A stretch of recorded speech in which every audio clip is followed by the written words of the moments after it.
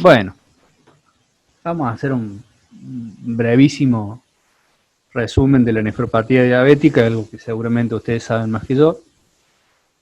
La diabetes mellitus tiene una prevalencia que en el año 2000 era alrededor de 2,8% de la población y se proyecta que para el 2030 va a andar cerca del doble, 4,4% de la población.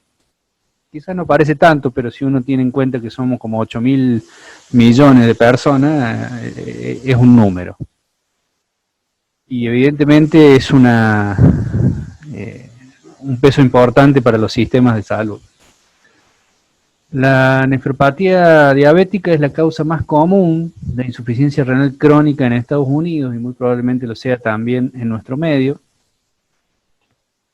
La glomerulosclerosis y la enfermedad vascular son las principales causas del fallo renal en estos pacientes.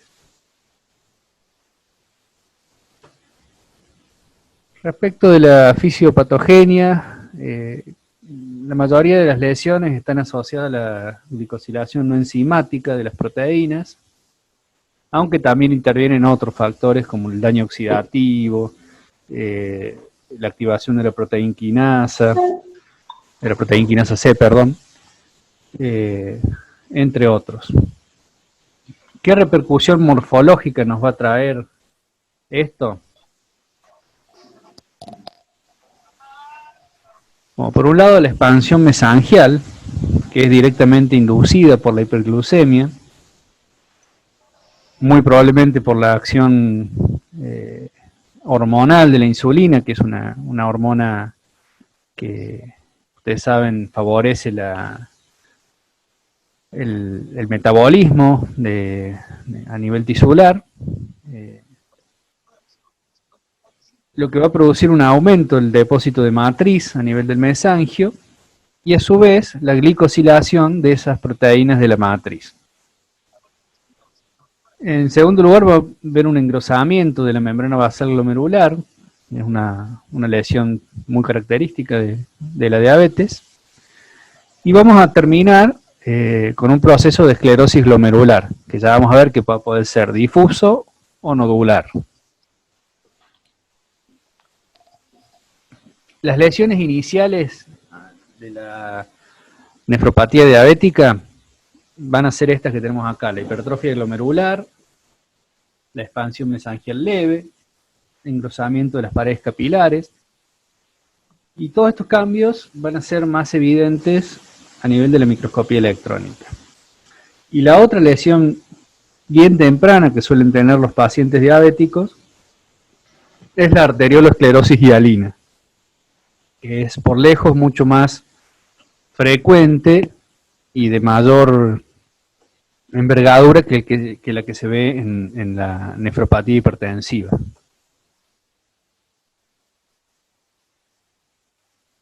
Este, por ejemplo, es un glomérulo con una nefropatía diabética inicial. ¿Alguien se anima a decirme qué le ve de lo que dijimos que podía tener una lesión inicial?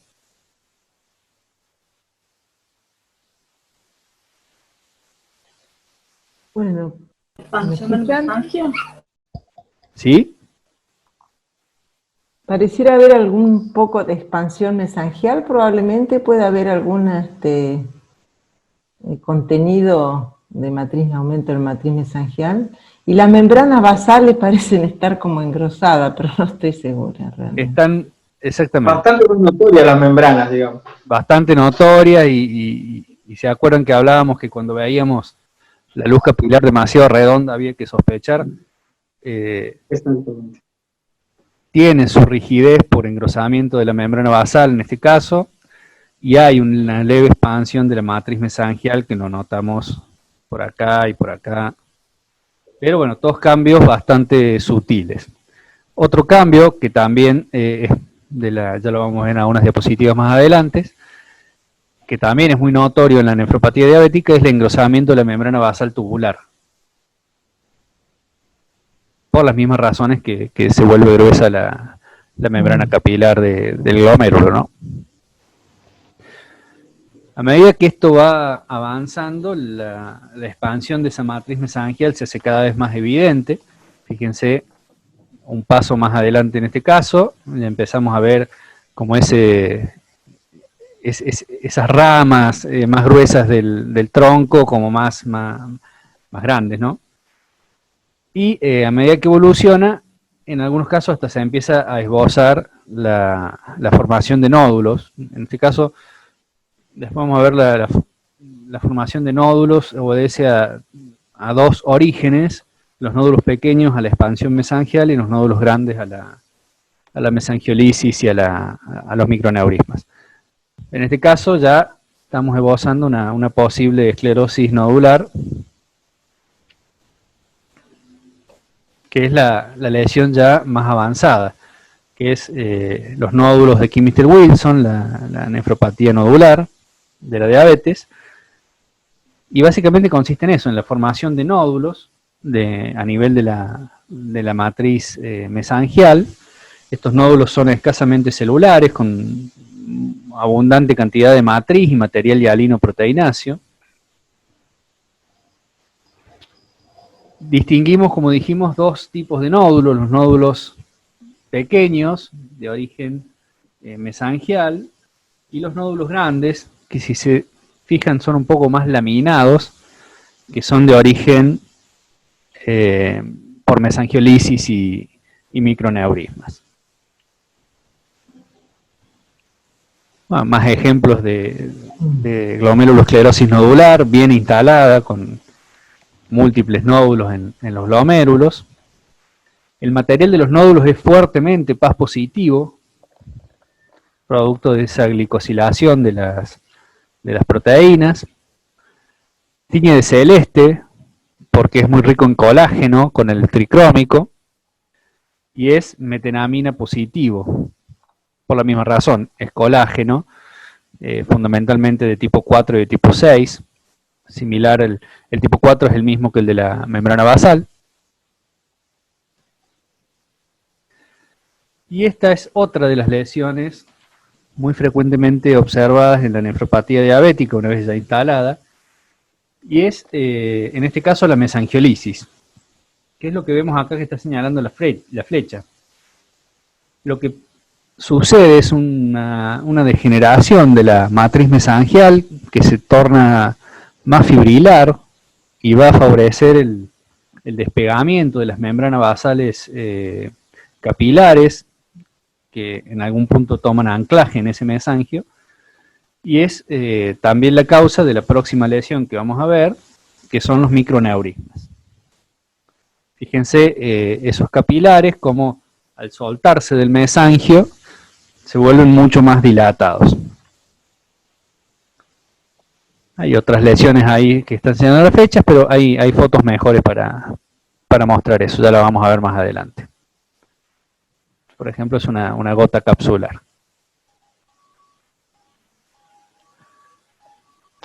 A medida que avanzan las lesiones de microneurisma y mesangiolisis, se va depositando muchas veces entre el endotelio y la membrana basal capilar un material exudado del plasma, muy rico en proteínas, que es lo que se conoce como el cambio hialino, que vamos a ver más adelante, que es también conocido como el capuchón de fibrina.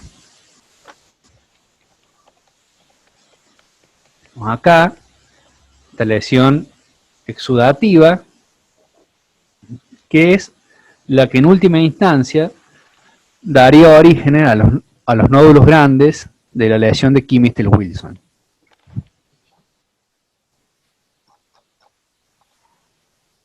La otra forma de esclerosis observada en la diabetes es el crecimiento de esa matriz mesangial de manera difusa en todas las áreas mesangiales. En este caso es un ejemplo leve, pero a medida que eso va creciendo va obliterando luces capilares hasta que tenemos un glomérulo totalmente esclerosado. Vamos a hablar un poquito de las lesiones exudativas que yo les mencionaba. Son depósitos proteináceos y hialinos, eosinófilos, constituidos por varias proteínas plasmáticas, entre ellas la fibrina, pero también participan algunas otras. En ocasiones vamos a encontrar también lípidos e incluso la presencia de células que fagocitan esos lípidos. Son los macrófagos espumosos. Una de esas lesiones, como dijimos, es el capuchón de fibrina, que inicialmente empieza a acumular sustancias en el espacio subendotelial y a medida que eso va creciendo, ocluyen las luces capilares. Si se fijan con la tinción de tricrómico de Masson, a diferencia de los nódulos muy ricos en colágeno, las lesiones exudativas toman un tono rojizo, fucsinófilo. Otros ejemplos de capuchón de fibrina, en este caso en un glomérulo casi globalmente esclerohielinizado, con la tinción de HIE, en este caso con la tinción de Paz, y fíjense con la técnica de metenamina de plata, como siempre en el capuchón de fibrina, la lesión exudativa está por dentro de la asa capilar. ¿Sí? ¿Alguna pregunta? ¿Qué le habrá pasado a Manchi? Porque no contesta el celular tampoco. ¿Alguien está con el micrófono abierto? Junqueras, no sé quién es MN Junqueras, si puede ¿Sí, inhabilitar pero el de micrófono. Marquino? Es ruido de fondo, Marcos. Ah, bueno, pensé que... Bueno, Pero sí, hay dos que viene no micrófonos se habilitados que sería mejor que los bloqueen, así podemos escuchar solo la clase. A ver si lo puedo... A ello le aviso al doctor que apague el micrófono. Gracias.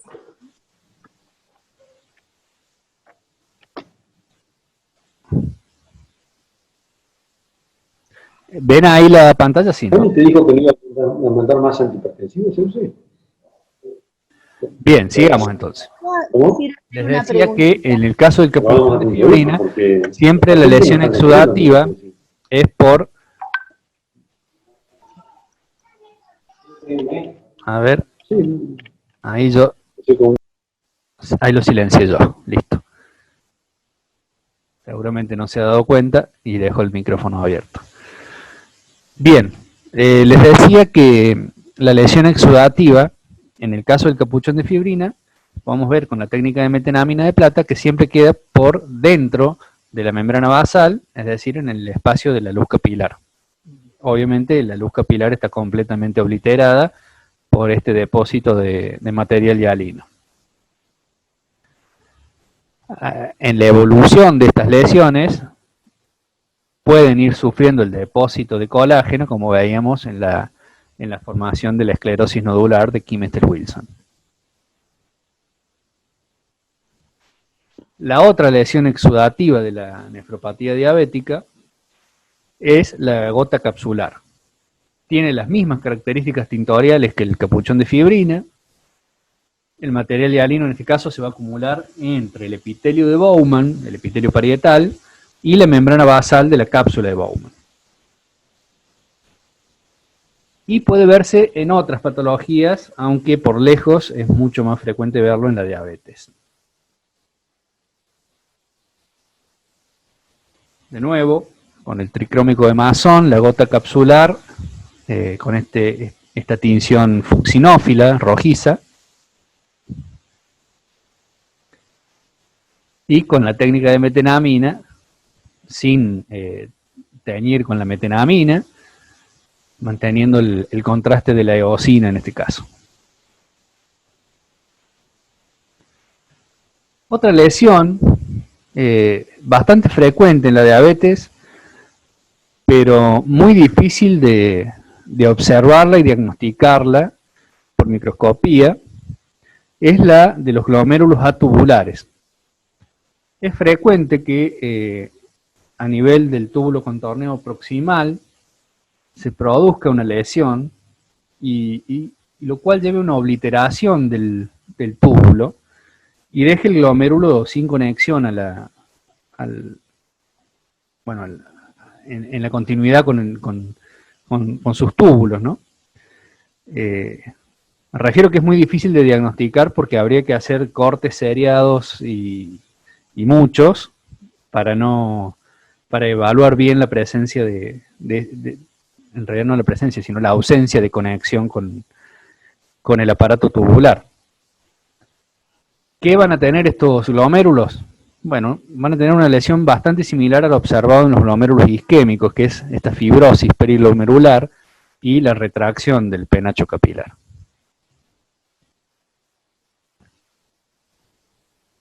Hasta acá con las lesiones glomerulares de la nefropatía diabética. Si alguien quiere agregar algo, hacer alguna pregunta. Esa fibrosis que mencionabas recién de la cápsula de Bowman, ¿es todo el engrosamiento que se ve en el borde superior de la imagen? ¿Esto? Todo eso. Claro, claro. Claro. Bien. Y cuando mencionabas en la anterior la gota capsular, Sí. esa gota con paz es positiva Es también paz como positiva también, sí. positiva como los nódulos. Bien. Sí. Es paz positiva, pero a diferencia de los nódulos y de las lesiones que tienen colágeno, no va a tomar ni la metenamina de plata, ni va a teñir celeste con el tricrómico de Masson. Y más anterior también una duda, porque Sí. donde se veían las imágenes que está la mesangiolisis, ¿cómo yo puedo hacer para diferenciar de una necrosis fibrinoide cuando uno ve tan sucia la lesión? Bueno, ahí se ven varios núcleos, ¿no? Pero, ¿cómo yo puedo...? De la necrosis fibrinoide en general no va a estar tan estructurado, ¿no? Es distinto, se ve más granular, más eosinófilo, si esto fuera una técnica de hematoxilina eosina. Es distinto, acá lo que tenemos es esta degeneración fibrilar del mesangio, Claro. y fundamentalmente el despegamiento de las asas capilares.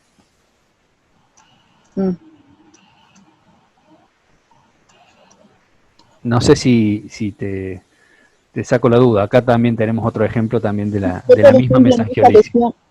Claro, la lesión que está señalada acá, sí la puedo diferenciar de una necrosis fibrinoide, pero por ejemplo, esa otra que marcaste más arriba, es como que ahí me es más difícil. Capaz que no se ven tantos núcleos en la necrosis, ¿no es cierto? En la necrosis no vas a tener tantos núcleos sanos, podés tener algo de cariorrexis, algo de polvo nuclear, y en general tampoco va a estar asociada a un microneurisma como en este caso, porque acá se te despegó todo el capilar y está todo dilatado. Digamos que el contexto también te ayuda a ir diferenciando las lesiones.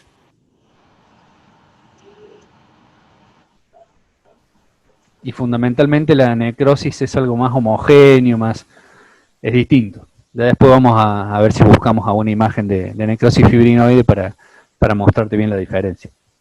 Bueno, gracias. Bien. A ver. Bueno, dejando el compartimento glomerular, cuando nosotros decimos que la diabetes produce una nefropatía, es porque afecta a todos los componentes del riñón. Si no, diríamos glomerulopatía solamente. A nivel tubular, las lesiones suelen reflejar el grado de lesión glomerular. O sea, suele más o menos en el mismo estadio, ¿no?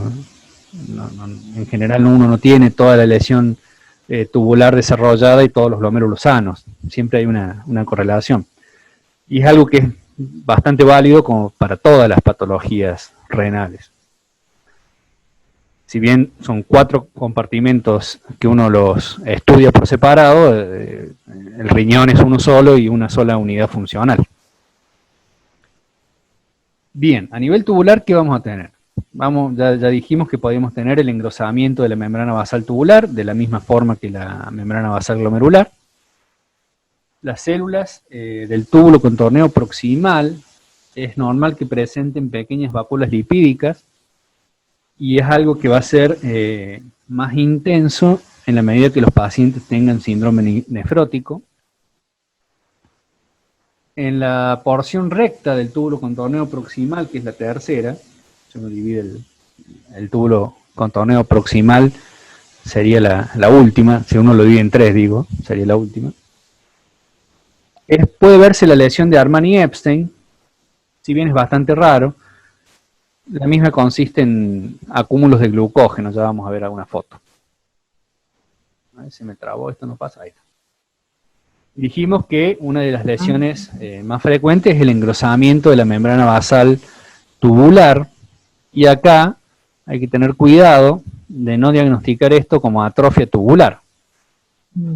Uno de los estigmas de la atrofia tubular es el engrosamiento de la membrana basal. En el caso del diabético, uno tiene que tener en cuenta que por la misma diabetes esa membrana basal va a estar más gruesa y no por ello va a significar una atrofia. Obviamente que cuando la lesión va avanzando también se suma la atrofia tubular y podemos tener membranas gruesísimas por el mero hecho de la atrofia sumado al engrosamiento que produce la diabetes con toda esa glicosilación no enzimática, etcétera. Esta es la lesión de Armani-Epstein y es las vacuolas subnucleares compuestas de glucógeno. Este túbulo contorneado reabsorbe tanta glucosa que en algún punto la empieza a convertir en glucógeno a nivel de la célula tubular y lo va acumulando en estas vacuolas. La vacuola es un artefacto de la técnica, porque el glucógeno se borra bastante con el alcohol, con la técnica histológica, por eso se ve como un espacio claro. Bien, los túbulos son pocas lesiones por suerte. ¿Algo que quieran agregar, preguntar? Seguimos con el intersticio. Básicamente en el intersticio lo más llamativo y frecuente que vamos a tener es la fibrosis intersticial, que va a estar asociada a la lesión glomerular, pero además en la diabetes, la misma diabetes favorece la proliferación de células fibroblásticas y su formación de colágeno a nivel del intersticio por varios mecanismos, entre ellos el infiltrado inflamatorio, que es común que tengan estos pacientes, que genera un microambiente rico en citoquinas proinflamatorias y profibróticas. La inflamación cumple un rol importante en el desarrollo de esta fibrosis. La presencia de fibrosis, especialmente cuando se acompaña de infiltrado inflamatorio, tiene relación inversamente proporcional con la sobrevida renal. O sea, a medida que tenemos infiltrado inflamatorio y este se acompaña de fibrosis, a mayor cantidad, peor sobrevida renal. Y la expansión intersticial está interrelacionada con las lesiones glomerulares y vasculares, aunque puede haber cierta variación de paciente a paciente. Vemos en este caso la expansión del espacio intersticial. Fíjense que ya no tenemos túbulos apoyados unos contra otros, sino que ha aumentado la cantidad de tejido intersticial y un intenso infiltrado en este caso. Esto es el peor pronóstico para la sobrevida renal. Lo mismo acá, infiltrado inflamatorio y mucha deposición de colágeno, con una atrofia tubular ya bastante avanzada.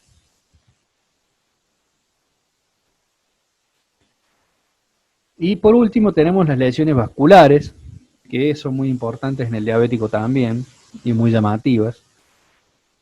Tanto arterias como arteriolas van a mostrar invariablemente las típicas lesiones de arterioesclerosis y arteriolosclerosis hialina. La arteriolosclerosis es una manifestación temprana y harto frecuente en la diabetes.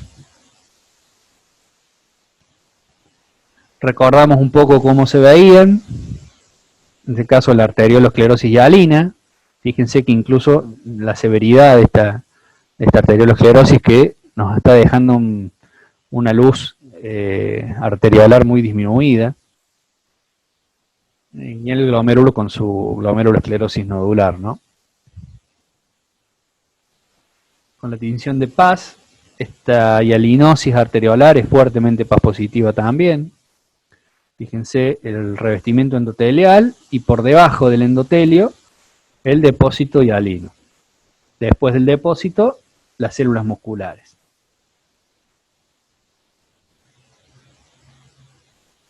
También con técnica de metenamina de plata, el depósito hialino subendotelial, la hialinosis arteriolar. Esta es la arteriolosclerosis hialina. Y esta es la arterioesclerosis, que es la lesión de las arterias de mayor calibre, que va depositando y va generando fibrosis a nivel de ese subendotelio. A diferencia del anterior que depositaba material hialino, eosinófilo, acá lo que se produce es una fibrosis subintimal. En algunos casos como este es muy severa y puede también comprometer la luz vascular, en este caso queda muy poquita luz vascular. Y la otra lesión que se puede ver también en la diabetes, obviamente no es patognomónica de la diabetes, es la ateroesclerosis o ateromatosis, que es la formación de la placa de ateroma en las arterias de mediano y pequeño calibre.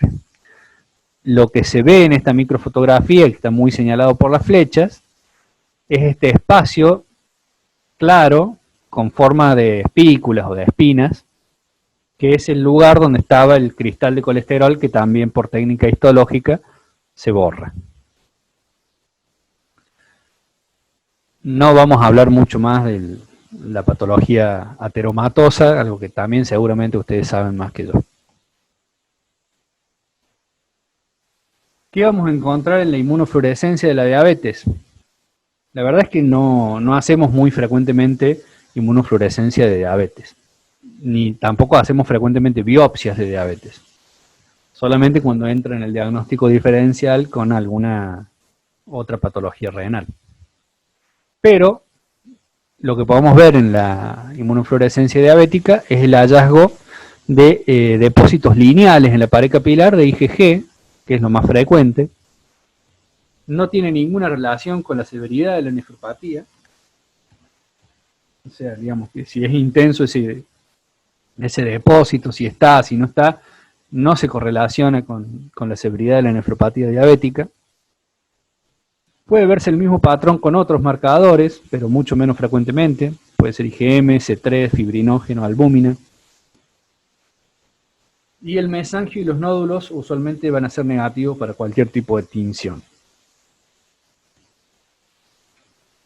Las lesiones exudativas tienen contenido de fibrina, por lo tanto es probable que nos vaya a dar el fibrinógeno en mayor o menor medida. Y esto es cómo se ve el depósito lineal de IgG en la nefropatía diabética.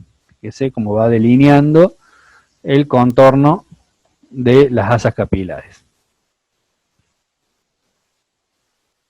Lo mismo, en este caso con albúmina, podemos ver a nivel de la membrana basal tubular.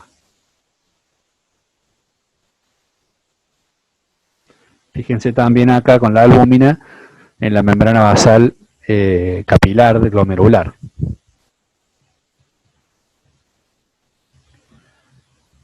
Y por microscopía electrónica tampoco nos aporta tanto. Vamos a ver la expansión mesangial, lo mismo que en la microscopía óptica. Los nódulos van a presentar un aspecto muy similar a la matriz mesangial o poco más electrondensos.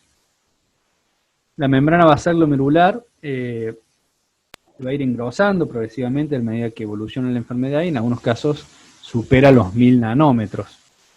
Recuerden ustedes, como dijimos en la primera clase, el espesor normal de la membrana basal alrededor de los 150 200 nanómetros en la mujer y entre 250 y 350 nanómetros en el hombre. 1000 nanómetros ya hablamos de una cuestión muy grosera, más del triple o el cuádruple del espesor normal. En ocasiones toma un aspecto fibrilar o incluso laminado, esto es a la microscopía electrónica, ¿no?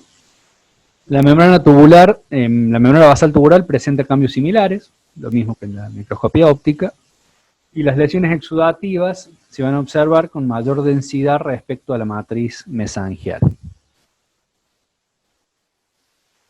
Bueno, acá tenemos el esquema de una asa capilar normal y de una asa capilar diabética, de lo que vamos a ir a encontrar en la microscopía electrónica. El engrosamiento grosero de la membrana basal, el borramiento de los pedicelos del podocito y diferentes grados de daño endotelial y o mesangial. Fíjense, en el normal, como se ven bien los pedicelos, el endotelio fenestrado y la membrana basal con su grosor, algo muy diferente a lo que se ve en la microscopía electrónica de la diabetes, con esta membrana basal que es como 4 veces esta otra que tenemos acá.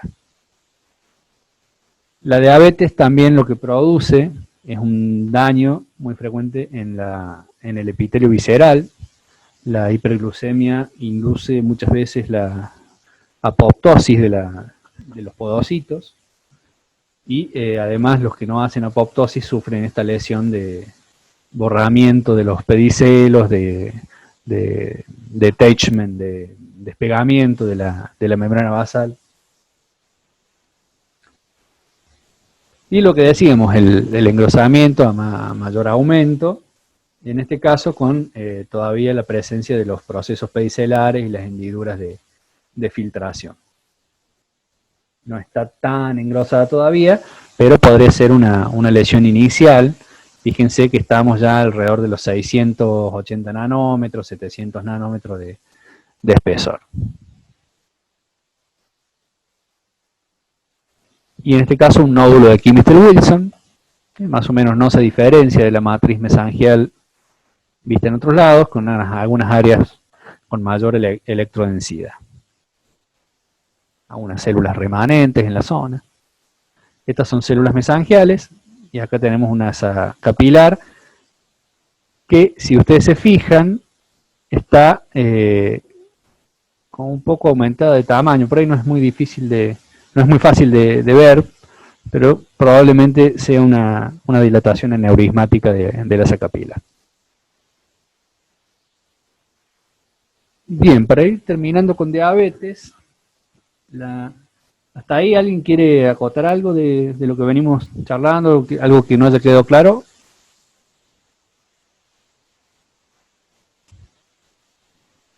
No, yo después, Marcos, te voy a preguntar sobre diagnósticos diferenciales, pero en todo caso cuando termines la demostración. La clasificación para la nefropatía diabética se basa mucho en los cambios glomerulares. Tenemos 4 clases. La clase 1 es cambios leves, inespecíficos. Se ve muy poco a nivel de la microscopía óptica, y los cambios van a ser más llamativos a nivel de la microscopía electrónica. Y obviamente no va a cumplir ningún criterio de los observados en las clases más avanzadas. Y ahí tenemos las medidas de la membrana basal para encuadrarla dentro de la clase 1. Tiene que ser mayor a 395 nanómetros en mujeres y mayor a 430 nanómetros en los hombres. En la clase 2 ya es evidente la expansión mesangial en la microscopía óptica y no hay otro criterio. Esta es en la clase 2A. La clase 2B hay una expansión mesangial severa, muy notoria, y la biopsia no cumple con otros criterios. Y en la clase 3 ya tenemos una esclerosis nodular bien definida, con la lesión de Kimister-Wilson. Y en la clase 4, la glomerulosclerosis diabética avanzada, en la cual tenemos que hay una esclerosis glomerular global en más del 50% de los glomérulos. Obviamente podemos ir encontrando, además de esto, lesiones de las otras clases. Un poquito el tratamiento de la nefropatía diabética es tratar de evitar que ocurra y que evolucione, pero una vez que se llega al estadio terminal de la enfermedad renal, el tratamiento va a ser el trasplante. En los pacientes con diabetes tipo 1, el trasplante además suele acompañarse de trasplante con riñón y páncreas para tratar de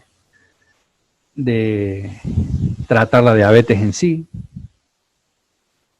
La nefropatía puede reaparecer en los riñones trasplantados, si bien no es el principal problema que van a tener esos riñones trasplantados, sino ya vamos a ver un poco cuando hablemos de qué evaluamos en los riñones trasplantados. El cambio más temprano en los riñones estos de donantes no diabéticos va a ser lo mismo que decíamos, que es la arteriolosclerosis hialina, que es muy temprana, y el desarrollo de la lesión nodular es más raro y mucho más lento en desarrollarse. Sí, no sé quién me quería preguntar de diagnósticos diferenciales. Ahí yo, bueno. Diagnósticos diferenciales va a depender de qué tipo de lesión estamos evaluando en particular.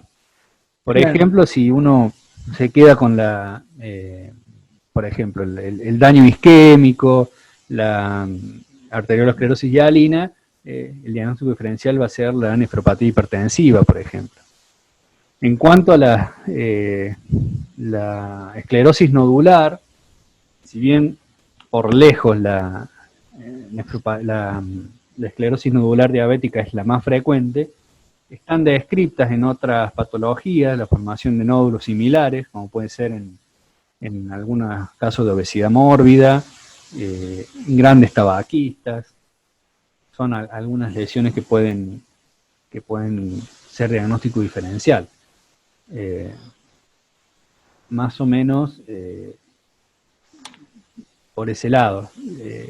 No sé qué otra cosa tenía en mente, doctor. No, la pregunta mía es la siguiente. Uno diría que, bueno, la nefropatía diabética es fundamentalmente una glomerulopatía, en primer lugar. Segundo, uno diría que es una glomerulopatía no proliferativa, donde en general, como vemos nosotros, hay depósitos, y vos mencionaste algo de exudación y también algo de infiltrado linfocitario.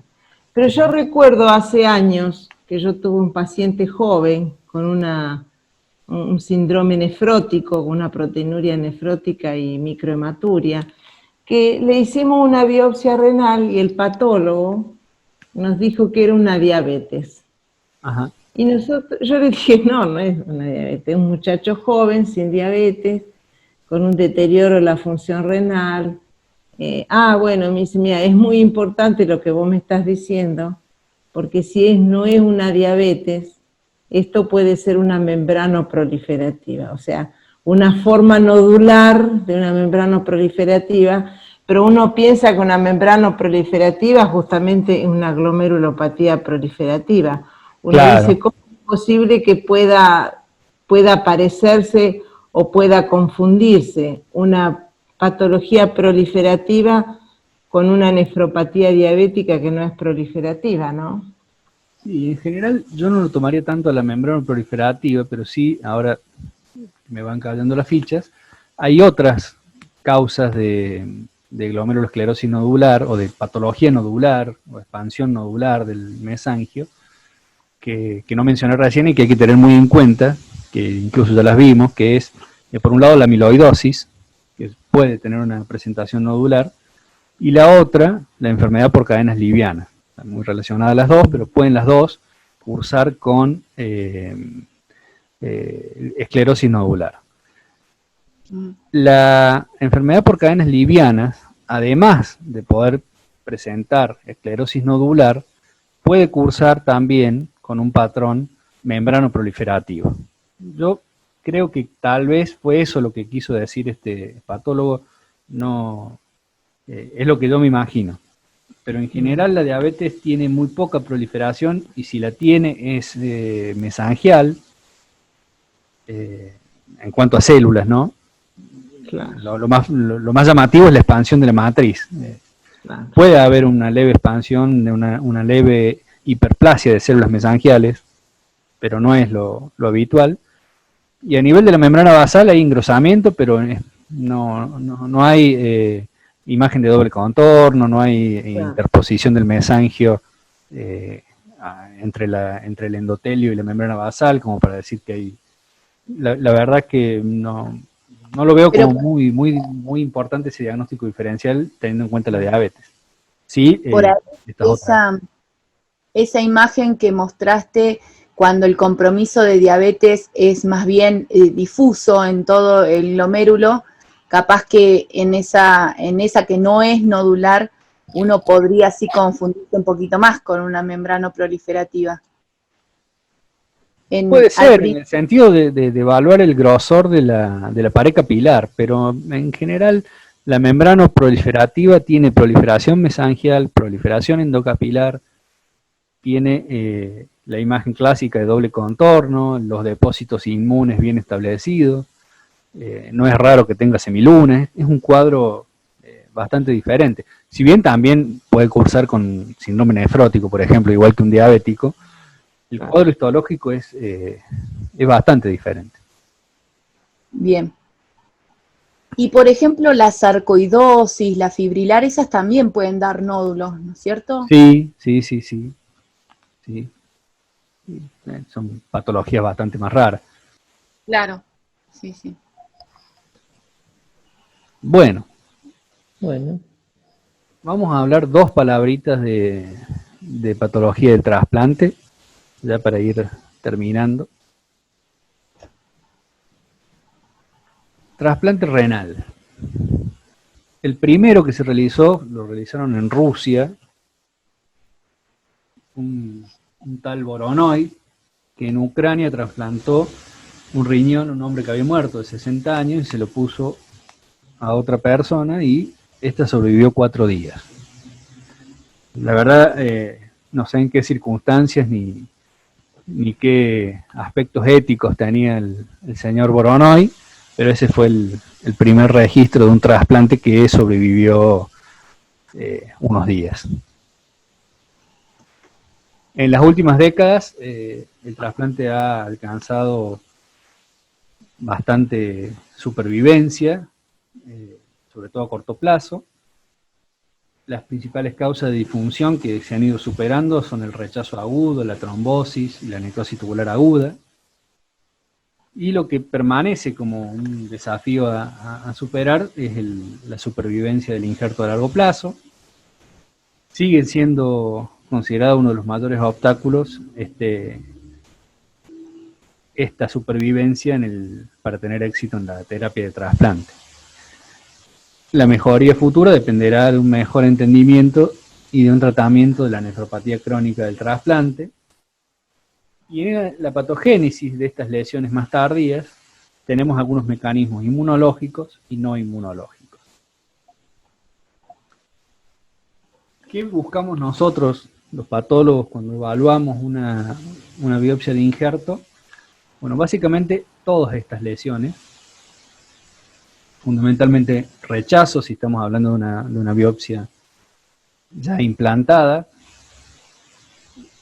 en los casos de lesiones tempranas, pero también en las tardías es importante evaluar la presencia de necrosis tubular aguda o injuria tubular aguda, infecciones, sean virales o bacterianas o lo que fuese, obstrucciones vasculares, trombosis, estenosis, obstrucciones de la vía urinaria, toxicidad por medicamentos y, si bien es raro, la posibilidad de enfermedad glomerular recurrente o de novo cuando no está relacionada con la patología que llevó al paciente a la insuficiencia renal en primer lugar.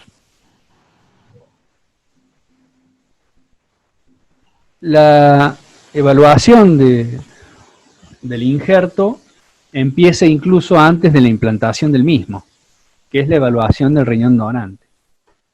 Y persigue dos objetivos. Por un lado, es descartar la patología maligna, ya sea del mismo implante o de cualquier otro órgano o sistema del donante, porque es muy importante descartarlo porque uno, así como puede trasplantar el órgano, puede trasplantar las células malignas, a la vez que está inmunosuprimiendo al paciente, lo cual puede generar un desastre. Y por otro, hay que evaluar la calidad de ese injerto.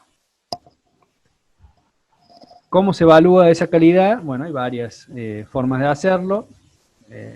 Lo que se hace acá en el sistema y la clasificación más establecida es esta del score de Remusi, que evaluamos la presencia de glomérulos esclerosados o con atrofia total por quistificación, la arteriolopatía hialina, de la presencia de esta arteriolosclerosis hialina, el engrosamiento fibroso de la íntima vascular, la atrofia tubular y la fibrosis intersticial. Cada ítem va teniendo su score y para puntuaciones menor a 7 se considera una histología favorable y a mayor puntuación se va viendo la imposibilidad de realizar el trasplante. Y una vez que el riñón está en el paciente, ya está implantado, lo que vamos a ir a buscar va a ser fundamentalmente rechazo y lesiones asociadas a ese trasplante que no obedezcan una fisiopatogenia mediada por el sistema inmune, o sea que no sea rechazo. ¿De qué nos guiamos para evaluar sistemáticamente estas biopsias? Es el score de Banff. Yo acá se los copié, no con el ánimo de que se lo aprendan ni de que yo se los recite, sino para que vayan viendo cuáles son las lesiones que vamos a ir a buscar. En el caso del rechazo activo mediado por anticuerpos, nosotros en el riñón trasplantado vamos a evaluar o tenemos rechazos mediados por anticuerpos y rechazos celulares. Los que son mediados por anticuerpos pueden ser agudos o activos o crónicos. En el caso de los agudos o activos, la lesión a buscar es la inflamación de la microvasculatura, ya sea del glomérulo o del capilar peritubular. Vamos a hablar de glomerulitis y de capilaritis peritubular, que es la lesión clásica de este tipo de rechazo. También tenemos la arteritis intimal o transmural, para hablar de rechazo humoral. En algunos casos más raros tenemos la microangiopatía trombótica como evidencia de rechazo humoral agudo. Tuvimos algún caso. Y en otros, la lesión tubular aguda, en la cual uno no pudiese encontrar ninguna causa aparente, también puede ser mediada por anticuerpos. Para poder diagnosticar eso, nos valemos de estas lesiones histológicas. Como vemos acá, en el caso de la glomerulitis, básicamente es la presencia de células inflamatorias en la luz capilar, más de 4 capilares con células inflamatorias, lo consideramos glomerulitis, y de acuerdo a la cantidad de asas capilares, tenemos 3 puntos. Con 4 asas capilares con células inflamatorias es el menor puntaje, y asignamos 2 puntos a las lesiones intermedias y 3 puntos cuando están llenos de leucocitos. Lo mismo pasa con los capilares peritubulares.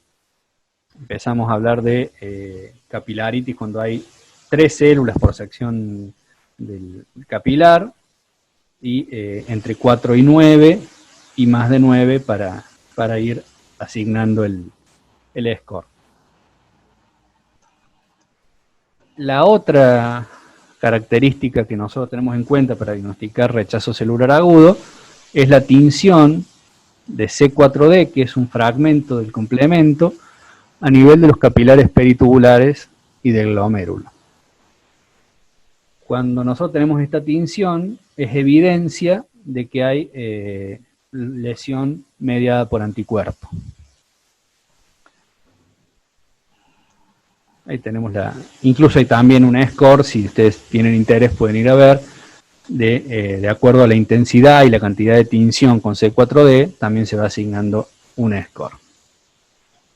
Y por último, para también poder diagnosticar este rechazo humoral agudo, es la evidencia serológica de anticuerpos antidonante específicos, que son básicamente eso, anticuerpos contra el complejo mayor de histocompatibilidad del donante o otros antígenos también del donante. Hay otras lesiones de rechazo humoral, pero que obedecen al rechazo crónico mediado por anticuerpos, que fundamentalmente van a ser la glomerulopatía crónica del trasplante, que la tenemos acá, y el engrosamiento fibrointimal de las arterias, con este aspecto mucinoide, como podemos ver en esta microfotografía. En cuanto a la glomerulopatía crónica del trasplante, hay un engrosamiento de membranas basales y una reduplicación de las mismas con ese engrosamiento de la membrana basal glomerular. En esa arteria que mostrabas, ese chiquitito que se señala, ¿es la luz? No, la flecha, en este caso, está en la punta, es exactamente lo que queda de luz. Y todo el largo de la cola de la flecha es el espacio subintimal mucinoso, que es la lesión que nos habla de la glomerulopatía crónica, la arteriopatía crónica del trasplante.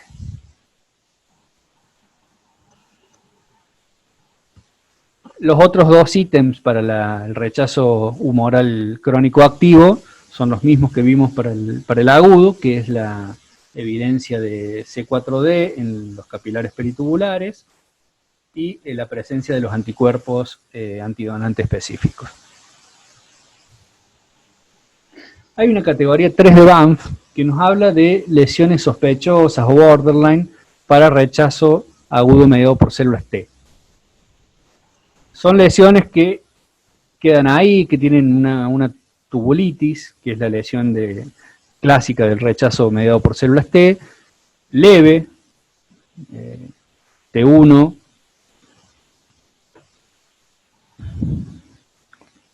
sí, en realidad acá está mal, es lesiones leves, tubulitis leve, y acúmulos de infiltrado inflamatorio intersticial también leve, o 0 o 1 también para el intersticio, sin una vasculitis bien definida, que es la otra lesión del rechazo mediado por células.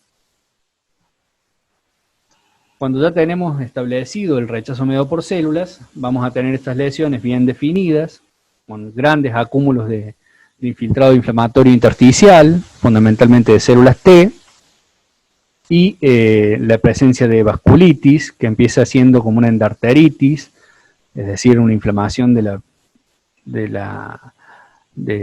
endotelio, del espacio subendotelial al principio, y que va evolucionando a medida que aumenta su severidad a todo el espesor de la arteria.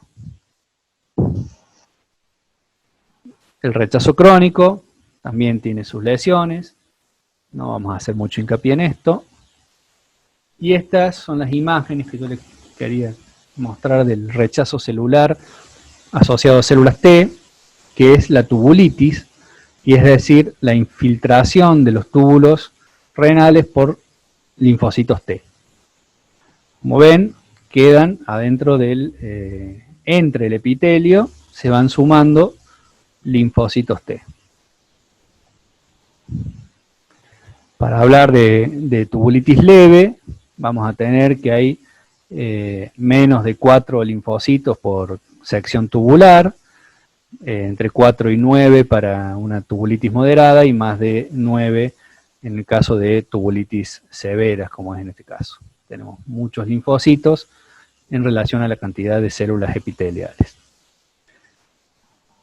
Una aclaración: para medir estas tubulitis siempre hay que ir a buscar túbulos no atróficos. En la atrofia tubular por ahí es frecuente encontrar algún que otro linfocito intratubular, pero eso no es evidencia de rechazo celular en el contexto de un trasplante.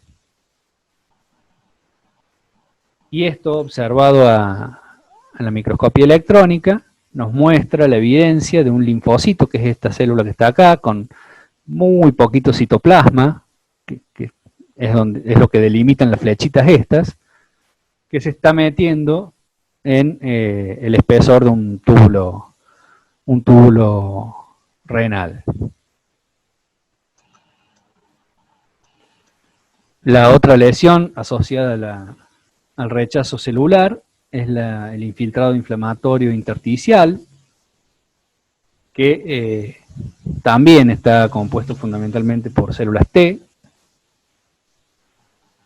Y fíjense lo intenso que puede llegar a ser.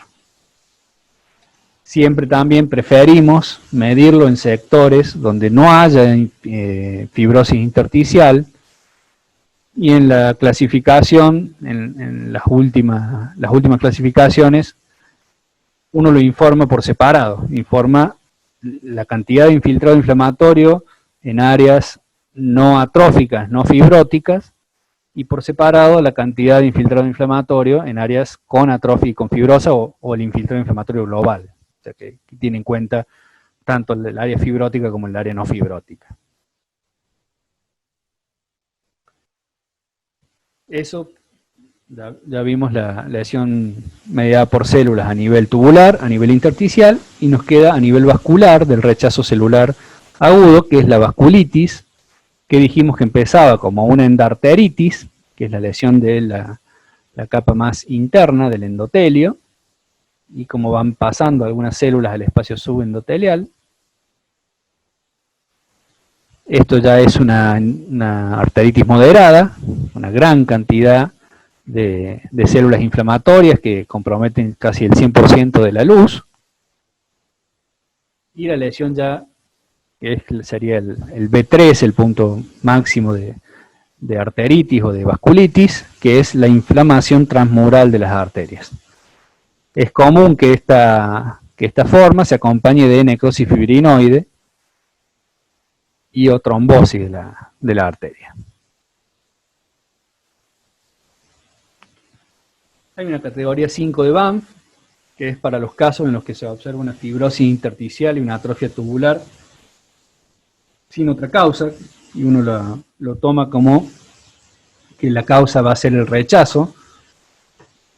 Y una categoría 6 en la que hay abundantes lesiones de diferentes tipos, que uno no les asigna al rechazo como su causa.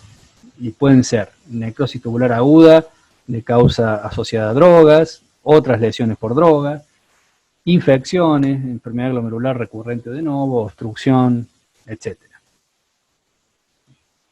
De estas lesiones hay que tener en cuenta las lesiones de toxicidad por calcineurínicos, que fundamentalmente actúan a nivel vascular, produciendo lesiones de depósitos hialinos a nivel de las arteriolas. En este caso una microangiopatía trombótica desencadenada, en este caso era por ciclosporina. Fíjense que muchas veces las lesiones no asociadas a rechazo y las causadas por rechazo pueden ser la misma.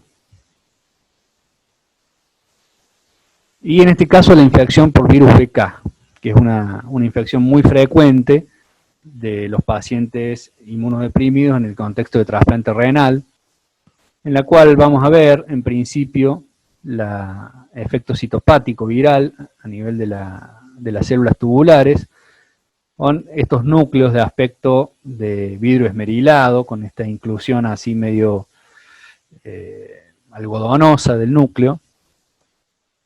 Esta es una foto que bajé de internet, y esta es una foto de un caso nuestro, también con afectación por virus BK. Fíjense la presencia de estos núcleos con un aspecto de vidrio esmerilado, y el muy frecuente facelo de estas células, que nosotros después los podamos encontrar en una citología de orina, por ejemplo, para el diagnóstico de nefropatía por BK. También esta foto es de un caso nuestro, y es la demostración por inmunohistoquímica de la proteína SB del virus BK. Este es el mismo caso, acá la imagen histológica y la demostración de todas las partículas virales en los núcleos de este riñón trasplantado. Bien, un breve repaso muy abuelo de pájaros de la patología del trasplante. La idea es que más o menos les quede qué son las cosas que vamos evaluando de la biopsia del trasplantado.